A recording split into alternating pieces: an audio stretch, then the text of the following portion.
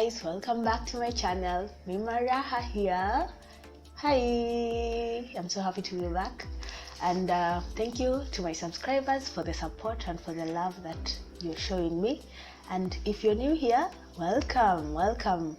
You're so much welcomed, and feel free. This is a channel where we get to motivate, we get to talk about beauty and makeup and also everything about lifestyle. So if you're new, welcome, and please subscribe sawa ili to grow the family. So welcome guys.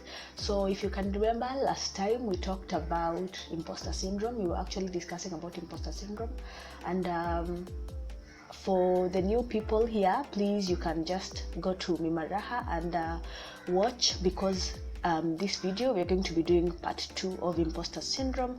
So you can actually head to part 1 of imposter syndrome and watch what imposter syndrome was all about, where we discussed imposter syndrome, what it is, and how it feels like if you are experiencing or you are suffering from imposter syndrome. So guys, for those of us who are new, please just go to imposter syndrome part 1 and watch it. And I told you that in this video we're going to be doing 2 other things. We are going to be talking about the triggers of imposter syndrome as a continuation of imposter syndrome, and how to control imposter syndrome. Sawa. So we discussed just a brief discussion of what imposter syndrome was or is. Imposter syndrome, we said, is lacking self-confidence or self-motivation, doubting yourself, not believing in yourself, and not believing that you're deserving of whatever success that you want to achieve. Just looking at other people and admiring their successes, but on the other hand, like on your part, you're actually telling yourself that you're not deserving, that you're not of that standard, or there's no way you can reach that standard. So imposter syndrome is such a bad thing, because if you're actually trying on something new, it can actually discourage you. You can actually suffer from inconsistency, as I have suffered in the past. But I have decided to actually come up and beat it, because it is something that can actually drag you behind, or slacken you and slacken your growth. So that's why I decided to come and discuss about it. So yeah, today on our continuation on imposter syndrome, we are going to be discussing on triggers of imposter syndrome and how to fix imposter syndrome. So the triggers of imposter syndrome. What triggers imposter syndrome? Yeah, so things like personality traits, perfectionism. Yeah, things like perfectionism bring about example of how other people are doing things, other people are actually succeeding, while you're actually there discouraging yourself because you want something that you're actually trying to do to be perfect.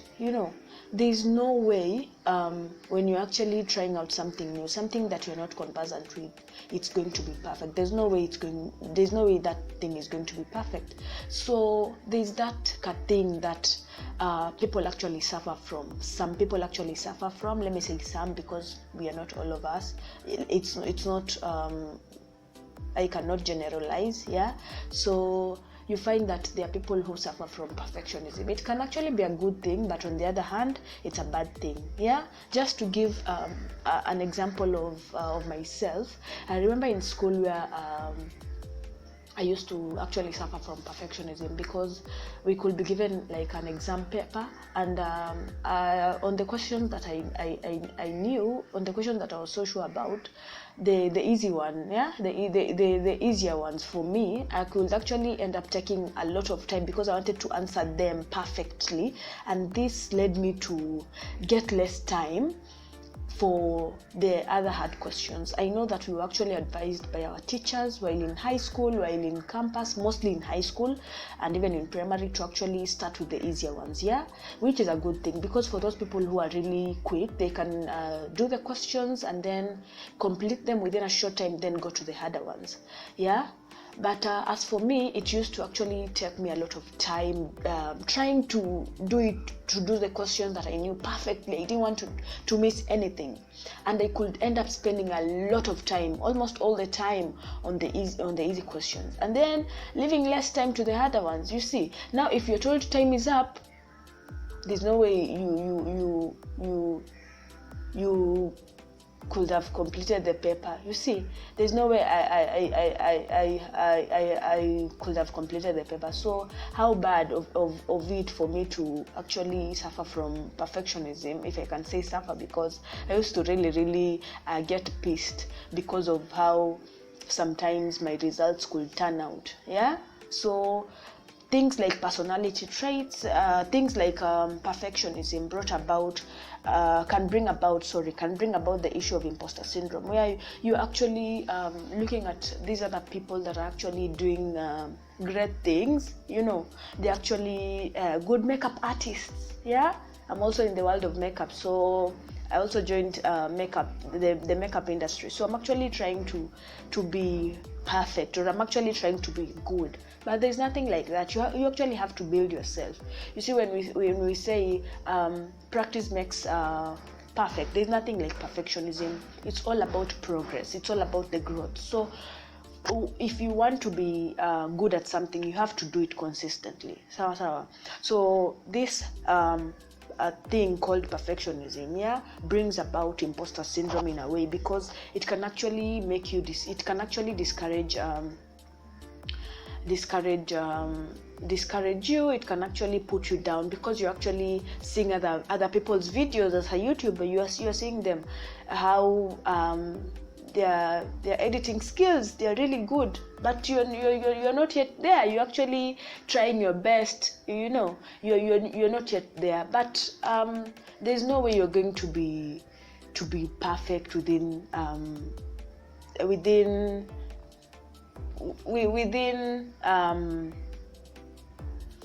you actually trying out something. You see, you actually have to do it more and more and more for you to get better at it. So actually trying to tell you guys to just be consistent in whatever that you're doing.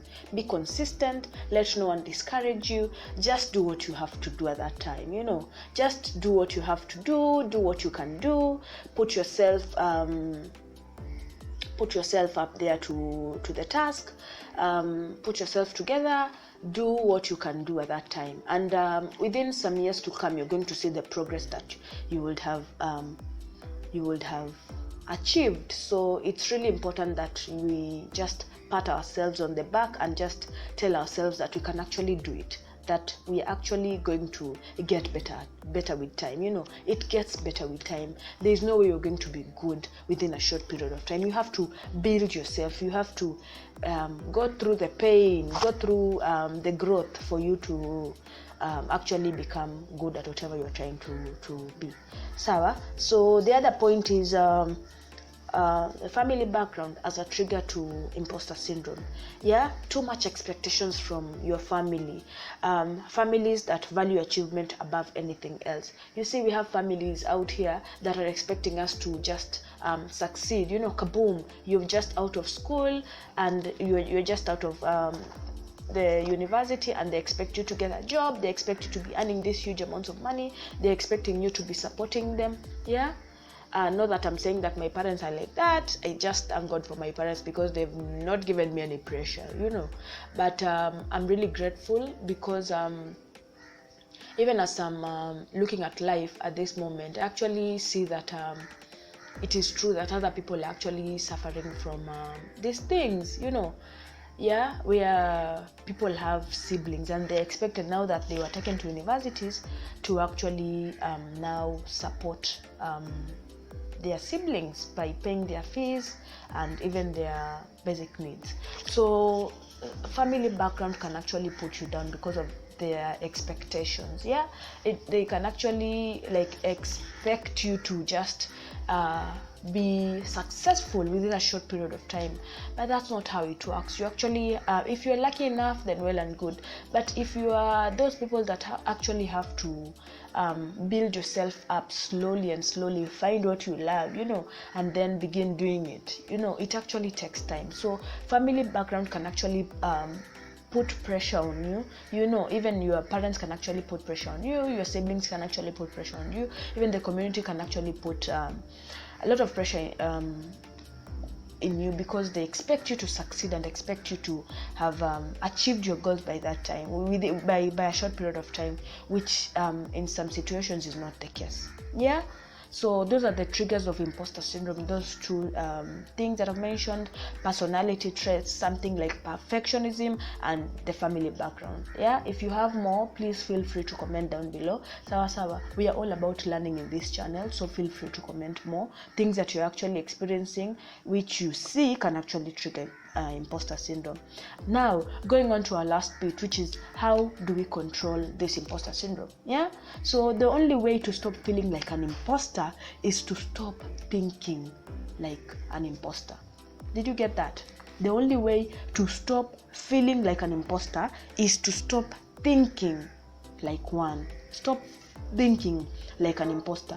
You see, if you are there, your thoughts are all about doubting yourself, and not believing in yourself, that's simply you thinking like an imposter. But you have to stop thinking like an imposter if you don't want to feel like an imposter. So what are the ways on which we can control imposter syndrome? Number one, you have to break the silence. Yes. Break the silence, which I have actually tried to do by coming up with this topic. You see, I opened this channel long ago, last year in July, but I was not so consistent. For someone who was really consistent, by now I could have had many videos, but that's not the case, because I did not believe in myself. I was just doing one video, then looking at how it was doing and just getting discouraged. But I have decided to break the silence by coming up here, being consistent, pushing myself, and doing these videos for you, because I know how valuable they're going to be in one way or another, for you guys. So I'm here breaking the silence and discussing about imposter syndrome, and one way is to talk about it.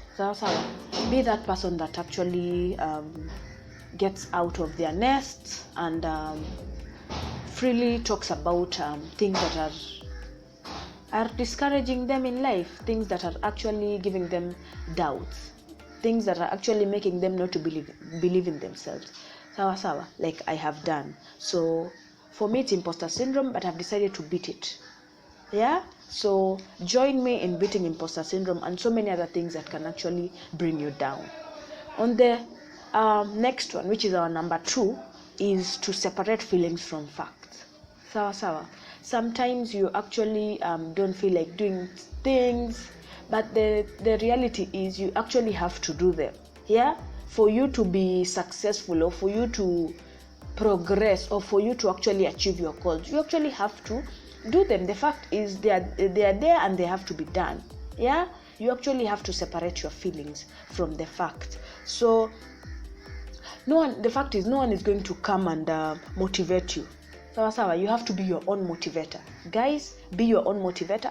Pat yourself on your back and tell yourself that you can actually do this.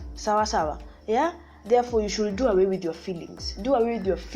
You see, if we all decided to just follow our feelings, then there's no way people could be going to work, because some days you can just wake up and feel like, I don't feel like doing anything today, I'm not even going to work. How are you going to get paid? Then your employer is going to be there telling you, so you decided not to come on this day, then I'm going to deduce your salary. Then you're not going to end up with the total amount of salary that you actually deserve. So it's actually really important to do away with our feelings and do the things that we're supposed to do. The reality is those things are still going to be there waiting for us to be done. No one is going to do them for us. So you actually have to separate your feelings from the reality. On our number 3, you should encourage yourself through the positive things that you see, the little good progress that you see.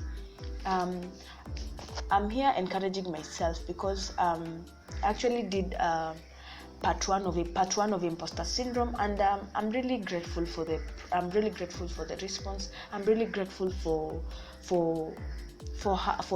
the results, for the outcome, and I'm really grateful for the new subscribers that I gained through that video. You see, if I was there just lamenting and not doing what I was supposed to do, there's no way I could have actually gained those extra subscribers that I gained. So I'm here encouraging myself, to through the little wins that I have seen, and this is through my consistency.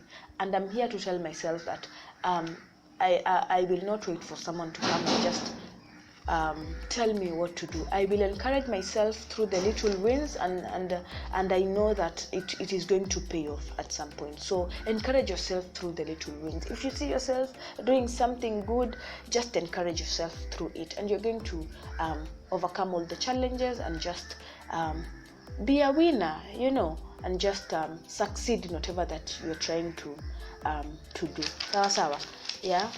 So please encourage yourself. On our number 4, develop a healthy response to failure and mistakes. Develop a healthy response to failure and mistakes. The thing is, we all make mistakes. No one is perfect, so we all make mistakes. We have to actually develop a healthy response. You see, when you do a mistake, that is one way of actually learning. That is a way of us learning. So we have to just encourage ourselves through the mistakes and tell ourselves that we can actually do better the next time. Plus, if you didn't do it, if you didn't do whatever you're trying to do, there's no way you could have known that you did a mistake. I don't know if you're getting me, but you should actually keep up. We should actually learn from our mistakes. We always encourage ourselves to start, even if things are not right. Let us just continue pushing, and we are going to get to do these things right the other time.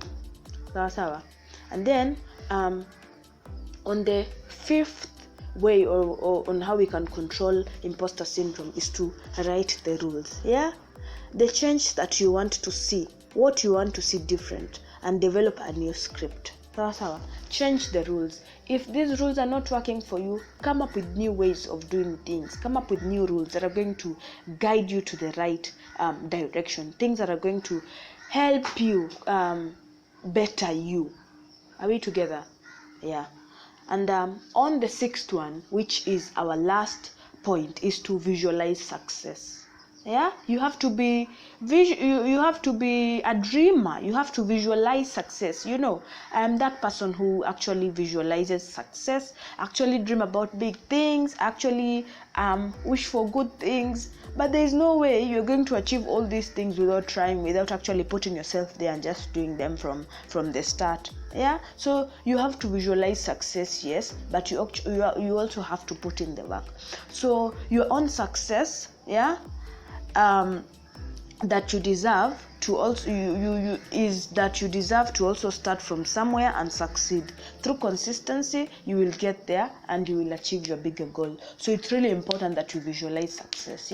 And once you visualize the success, you're going to put in the work. Put in the work so that you can actually better yourself. You can actually grow into becoming whatever you want to become. So guys, this is going to be where I'm ending the video, because I'm hopeful that the video is going to be helpful to you guys, and I'm hopeful that you will learn a lot from the discussion that we've had on imposter syndrome. So guys, I'm urging you to keep it locked here at Mima Raha. Keep it locked at Mima Raha, and continue sharing my videos, continue watching my videos, yeah, and continue liking and supporting. Sawa sawa, yeah, and don't forget to subscribe, guys. Yeah.